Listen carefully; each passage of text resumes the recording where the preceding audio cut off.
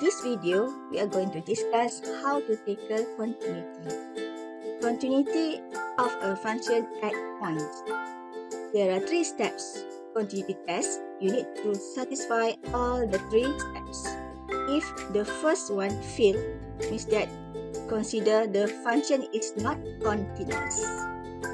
When the first step is satisfied, means that we need to proceed to the second step. And when the first and second step equal, we need to conclude that the function is continuous and x is equal to a. So let's see the first step. The first step is f of a is defined. Okay, it implies that f of a is equal to something value. Let's say L is a point A, and the value is L. Okay, just a point. Here, just a point. Okay, and then when f is defined at this point, we proceed to the second step. The second step is to find limit. The limit of f of x when x approaches a exists. Then implies that limit f of x as x approaches a from left is equal to limit f of x when x approaches a from right. So this is point A,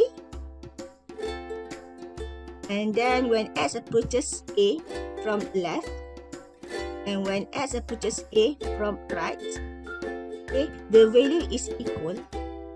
We can conclude that limit f of x as x approaches a is equal to L value, same value.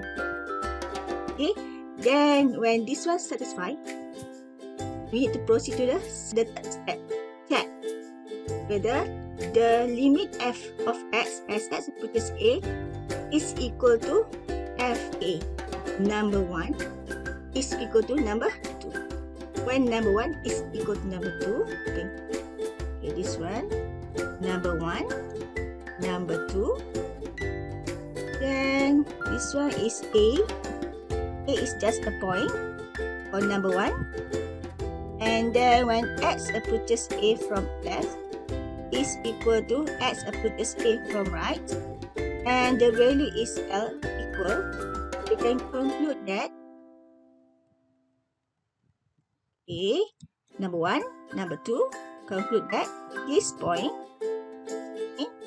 okay, and x approaches a from left, x approaches a from right, here, okay, here, and then now we can conclude that this f is continuous at x is equal to a.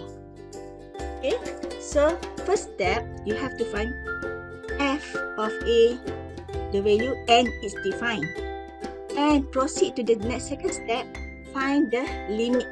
The limit exists, and the third is it number 2 is equal to number 1? When number 2 is equal to number 1, this one consider f is continuous and x is equal to a. Okay.